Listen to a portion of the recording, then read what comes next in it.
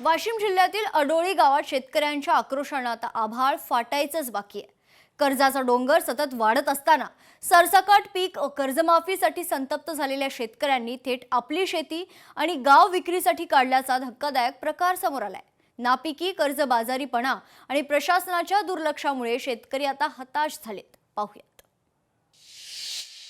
विकत घ्या अडोळी गाव विकत घ्या विकत घ्या विकत घ्या अडोळी गाव विकत घ्या विकत घ्या विकत घ्या अडोळी गाव विकत घ्या विकत घ्या विकत घ्या अडोळी गाव विकत घ्या। कर्जमाफीसाठी गावकऱ्यांनी उचललं टोकाचं पाऊल।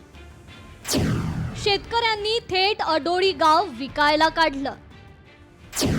तातडीनं कर्जमाफी देण्याची शेतकऱ्यांची मागणी।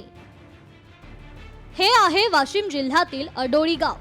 याच गावाच्या प्रवेशद्वारावर लावलेला हा फलक सध्या चर्चेचा विषय ठरतोय।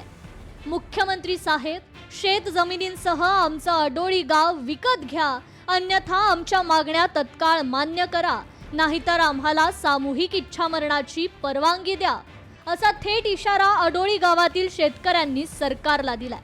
हा केवळ एक फलक नाही, तर तो आहे शेतकऱ्यांच्या मनातील वेदना आणि सरकारप्रती संताप।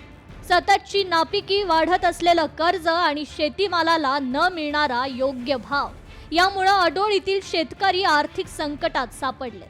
सरकारकडे वारंवार मदतीची मागणी करूनही या शेतकऱ्यांना मदत मिळालेली नाहीये।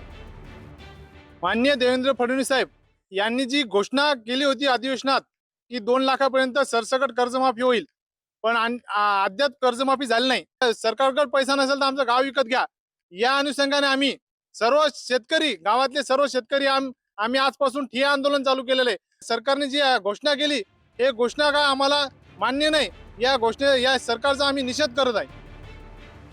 सरकारकडून मदतीची अपेक्षा असताना शेतकऱ्यांना कर्जमाफीमध्ये शासनानं निकष आणून शेतकऱ्यांची थट्टाच लावली, नाहीतर प्रशासनाकडून दुर्लक्ष होत असल्याची भावना शेतकऱ्यांमध्ये वाढत चालली आहे।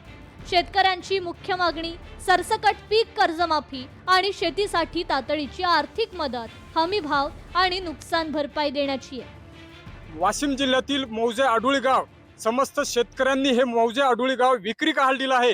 विक्री करून हे आमच्यावरलं कर्ज माफ करा साहेब, या संबंधाने आम्ही सर्व मौजे अडोळीतील शेतकरी इथे बसलेलो आहोत ठिया करत, आणि हे गाव आमचं विकत घ्या। विकत घेऊन जर आमचं कर्ज फेडत नसेल तर आम्हाला सामूहिक आत्महनन करण्याची परवानगी द्या। आम्हाला जगण्यासाठी आधार द्या, नाहीतर जगण्याची परवानगी तरी काढून घ्या, अशी वेदनादायक भावना शेतकऱ्यांच्या शब्दातून व्यक्त होतीये। जोपर्यंत सरकार ठोस निर्णय घेत नाही तोपर्यंत हे आंदोलन सुरूच राहणार असल्याचा इशारा शेतकऱ्यांनी दिलाय। ज्या शेतकऱ्याच्या पुढे 4 चाकाची गाडी असेल, 2 चाकाची गाडी असेल, त्यांना कर्जमाफी होणार नाही। तुम्ही सांगा साहेब, शेतकऱ्यांनी आयुष्यात गाडी कधी घ्यायची? घर बांधायचं नाही का? त्यांनी पक्या घरात राहायचं नाही का?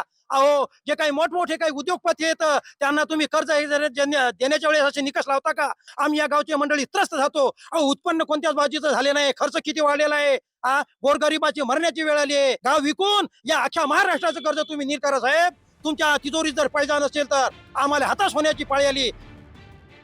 अडोळीतील शेतकऱ्यांचा हा आक्रोश प्रशासनाला जागा करणार की हे आंदोलन आणखी तीव्र होणार? सरकार यावर काय निर्णय घेणार, याकडे आता सर्वांचं लक्ष लागलंय।